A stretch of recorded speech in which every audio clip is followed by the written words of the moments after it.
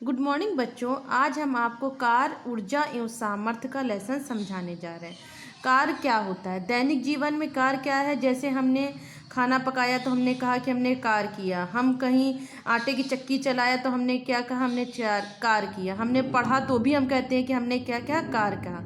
तो जो हम परिश्रम करते हैं उसे हम क्या कहते हैं? दैनिक जीवन में उसे कार करते हैं। और भौतिक दृष्टि से कार वह भौतिक क्रिया है जिसमें किसी वस्तु पर बल लगाकर वस्तु को बल की दिशा में विस्थापित किया जाता है। जैसे अगर हमने ये पेन है, इसको हमने ऐसे करके ऐसे ठेल दिया तो हमने बल लगाया और बल की दिशा हमारी क्या है? इधर की तरफ। तो जब बल लगाकर हमने बल की दिशा में वस्तु को विस्थापित किया उसे क्या कहेंगे?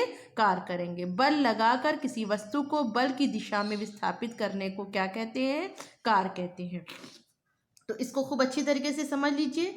किसी वस्तु पर बल लगाकर बल की दिशा में विस्थापित करने को क्या कहते हैं? कार कहते हैं। कार की माप क्या होती है बच्चों? कार का मान बल के परिमाण तथा बल की दिशा में उत्पन्न विस्थापन के गुणनफल के बराबर होता है। कार बराबर बल की दिशा में विस्थापन। W हमारा क्या हो गया? वर्क। W को कहाँ से डिनोट करते हैं? वर्क। बल क्या हो गया? हमारा फोर्स। और बल की दिशा में विस्थापन मतलब डिस्टेंस। तो कार बराबर क्या होता है? W बराबर F इंटू डी। अगर आपको ऐसे नहीं याद हो रहा तो आप ऐसे याद कर लीजिएगा। बल गुणे बल की दिशा में विस्थापन को क्या कहते हैं? कार कहते हैं। तो ये समझ लीजिए, आप बस इतना सा याद कर लीजिए। W बराबर F इंटू डी। W आपका वर्क हो गया, F हमारा फोर्स हो गया और D क्या हो गया? डिस्टेंस। तो हम क्या कह देंगे? अगर आप नहीं याद कर पा रहे हैं तो आप इतना कह दीजिए कि बल और बल की दिशा में विस्थापन को क्या कहते हैं? कार कहते हैं। बल और बल की दिशा में विस्थापन के गुणनफल को हम क्या कह देंगे? कार कह देंगे। तो अगर इसको इस तरह से भी याद करते, बल लगाकर किसी वस्तु को बल की दिशा में विस्थापित करने को क्या कहेंगे? कार कहेंगे। तो आप देखिए, कार का व्यापक सूत्र क्या होता है? ये देखिए, माना किसी वस्तु पर बल F क्षैतिज दिशा में, मतलब अगर हमने क्षैतिज से थीटा कोण बनाते हुए किसी कार करते हैं तो क्षैतिज दिशा में विस्थापन कितना हो जाता है? D विस्थापन है। अब कोण हमारा कितना बन गया? ABC। कॉस थीटा बराबर क्या होता है बच्चों? आधार बटे कण। तो यहाँ पर क्या हो जाएगा? आधार हमारा कितना है? आधार हमारा AB है और क्या कहते हैं, कण हमारा कितना है? हमारा AC है। ये हमारा कण। समकोण के सामने वाली भुजा को क्या कहते हैं? कण कहते हैं। और जो नीचे वाली भुजा होती है उसे आधार कहते हैं, उसको लंब कहते हैं। तो ये हमारा समकोण त्रिभुज बन गया। तो समकोण त्रिभुज के सामने वाली भुजा आधार कण होती है, सॉरी, और नीचे वाली भुजा आधार और ये लंब। तो कॉस थीटा बराबर कितना हो जाएगा? AB upon AC। तो AC हमारा कॉस थीटा के साथ चला गया।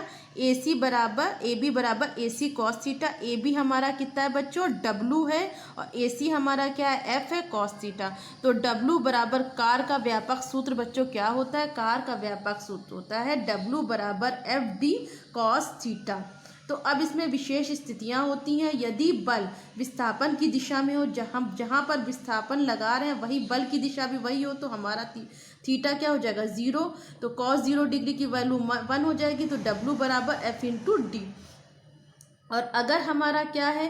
लंबवत लग रहा है, बल विस्थापन के लंबवत लग रहा है, तो थीटा हमारा क्या हो जाएगा? 90। और कॉस 90 डिग्री की वैल्यू कितनी होती है बच्चों? 0। तो W बराबर कितना हो जाएगा? 0। इसी तरह बच्चों, अगर हमारा कह दिया जाए कि यदि विस्थापन शून्य हो तो क्या गया? कार भी शून्य होता है। यदि D बराबर 0 तो W बराबर भी कितना हो जाएगा? 0। तो इस तरह से बच्चों आपको ये विशेष स्थितियां हैं। और कार का मात्रक देखिए क्या हो जाएगा? बल का मात्रक हमारा क्या है? बल का मात्रक हमारा होता है न्यूटन। और डी का मात्रक हमारा, डिस्टेंस का मात्रक क्या होता है? मीटर। तो कार का मात्रक कितना हो गया? न्यूटन और मीटर। कार का मात्रक हमारा कितना हो गया बच्चों? न्यूटन और मीटर। न्यूटन मीटर को बच्चों हम क्या कहते हैं? कार के न्यूटन मीटर को हम जूल कह सकते हैं। देखिए, बल, कार बराबर बल गुणे विस्थापन। कार का मात्रक बराबर बल का मात्रक इंटू विस्थापन का मात्रक। बल का मात्रक न्यूटन और विस्थापन का मात्रक मीटर।